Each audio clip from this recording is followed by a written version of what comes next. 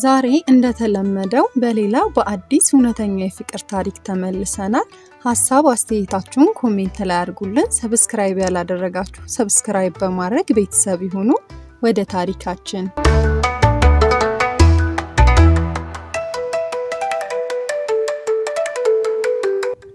ሰው ሰራሽ ከሆኑ ድንቅ ስራዎች ጀርባ ብዙ ጊዜ ትላልቅ ድርጅቶችና ማሽኖች አሉ።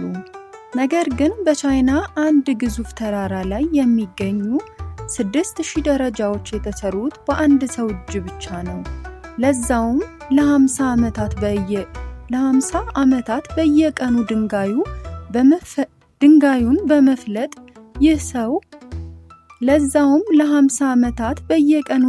በመፍለጥ ይህ ሰው ይህን ሁሉ ስቃይ ለምን መረጠ? መልሱ አንድ ነው፣ ያውም ለዘመናት ሲነገር የመጣው እውነት። ይህም ፍቅር።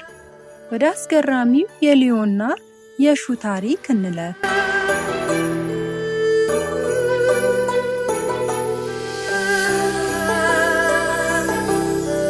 6000 የፍቅር ደረጃዎች። በቻይና ተራራዎች ውስጥ የተደበቀው እውነተኛ ታሪክ። ታሪኩ የሚጀምረው በ1950ዎቹ በደቡብ ምዕራብ ቻይና ነው። የ20 ዓመቱ ወጣት ሊዮ ጎጂያንግ ሾ ቻኦኪን የተባለችውን ባልቴት አፈቀረ። በዛን ወቅት በነበረው የቻይና ባህል አንድ ወጣት ከእሱ በዕድሜ የምትበልጥን ሴት ማግባት እንደ ትልቅ ነውር ወይም ውርደት ይታይ ነበር። ቤተሰቦቻቸውና የገጠር መንደሩ ሰዎች በየቀኑ ያዋርዷቸውና ይሳለቁባቸው ስለነበር ፍቅራቸውን ለማዳን አንድ ከባድ ውሳኔ ወሰኑ።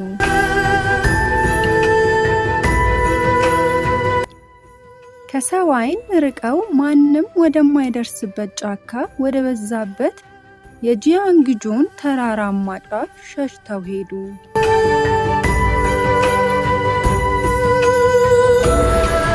ወደ ተራራው ሲሄዱ ምንም አይነት ንብረት አልነበራቸውም። የሚበሉትም ነገር ስለሌለ የዛፍ ስሮችንና ቅጠሎችን እየበሉ ማታ ማታ ደግሞ በዋሻ ውስጥ እያደሩ ኑሮ ጀመሩ። ምንም እንኳን ኑሮ እጅግ ከባድ ቢሆንም ሁለቱም ግን እርስ በእርስ በመኖራቸው ብቻ ደስተኛ ነበሩ። ሊዮ ባለቤቱን ከሰው ንግግርና ውግዘት ስለጠበቃት ታላቅ ሰላም ተሰማው።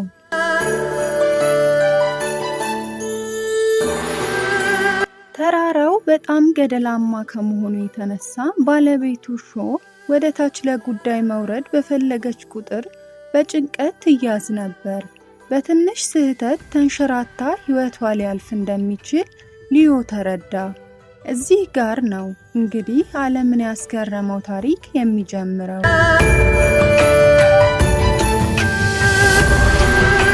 ለግማሽ ክፍለ ዘመን ሊዮ ይህንን ድንጋይ የመፈልፈል ስራ ለ10 ወይም ለ20 ዓመታት ሳይሆን ለ50 ዓመታት ያህል በየቀኑ አከናወነ። ጽናቱም በክረምት በብርድ በበጋ በፀሐይ ሳይበገር ከግማሽ በላይ ዕድሜውን ለሚስቱ ምቾት ሲል በድንጋይ ላይ አሳለፈ።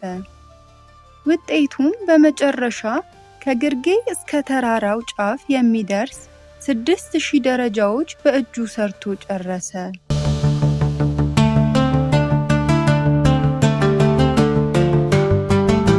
እስከ 2001 ዓመተ ምህረት ድረስ ማንም ስለነሱ የሚያውቅ አልነበረም። ነገር ግን አንድ የተራራ ተጓዥ ቡድን ጫካውን ሰንጥቀው ሲሄዱ እነዚህን ረጃጅም ደረጃዎችና በተራራው ጫፍ ላይ የሚኖሩትን አረጋውያን አገኟቸው።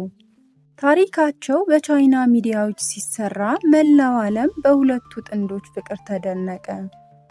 በ2007 ዓመተ ምህረት ሊዮ በ72 ዓመቱ በድንገት ከዚህ ዓለም ተለየ።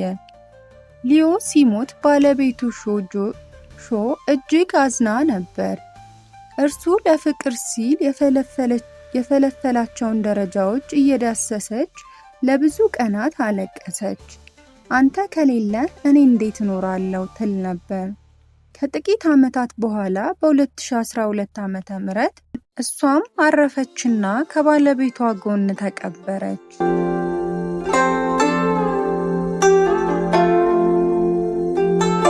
ዛሬ የ6000 ደረጃዎችን ያሉት መሰላል በቻይና መንግስት ጥበቃ የሚደረግለት የታሪክ መዝገብ ሆኗል።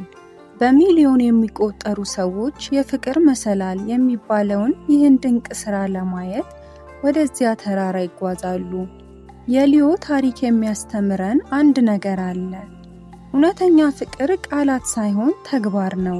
ለአንድ ሰው እወድሃለሁ፣ እወድሻለሁ ማለት ቀላል ነው። ነገር ግን ያን ፍቅር ለ50 ዓመታት በድንጋይ ላይ ቀርጾ ማሳየት ታላቅነት ነው።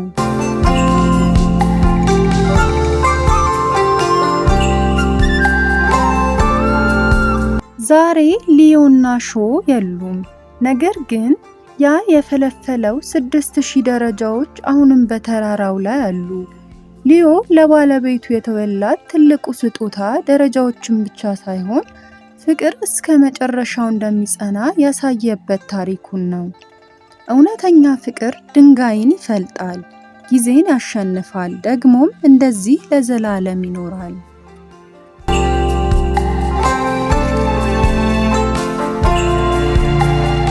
ሊዮ ለባለቤቱ የፈለፈለው ድንጋዮችን ብቻ ሳይሆን ጊዜ የማይሽረው የፍቅር ሐውልትን ጭምር ነበር። ሊዮ በ2007 ዓመተ ምህረት ከዚህ ዓለም ሲለይ ባለቤቱ ሾ በታላቅ ሐዘን ተጎድታ ነበር።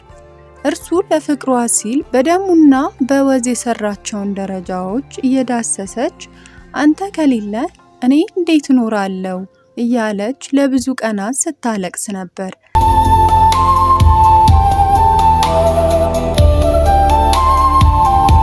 ከጥቂት ዓመታት በኋላ እሷን በ97 ዓመቷ ስታርፍ ፍላጎቷ ከባለቤቷ ጎን በዚያው በተራራው ጫፍ መቀበር ነበር።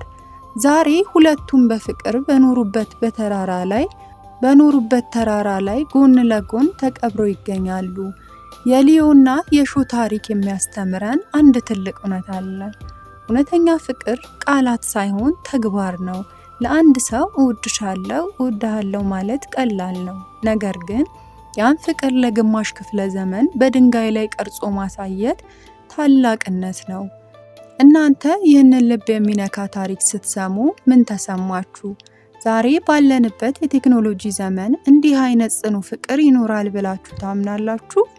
ሐሳባችሁን በኮሜንት አስፍሩልኝ። ቪዲዮውን ከወደዳችሁት ላይክ በማድረግ ለሌሎች እንዲደርስ አድርጉ። እንደዚህ ያሉ እውነተኛ አስገራሚ ታሪኮች እንዲደርሷችሁ ቻናሉን ሰብስክራይብ በማድረግ ቤተሰብ ይሁኑ። በቀጣይ በሌላ ድንቅ እውነተኛ ታሪክ እስክንገናኝ ቸር ሰንብቱ።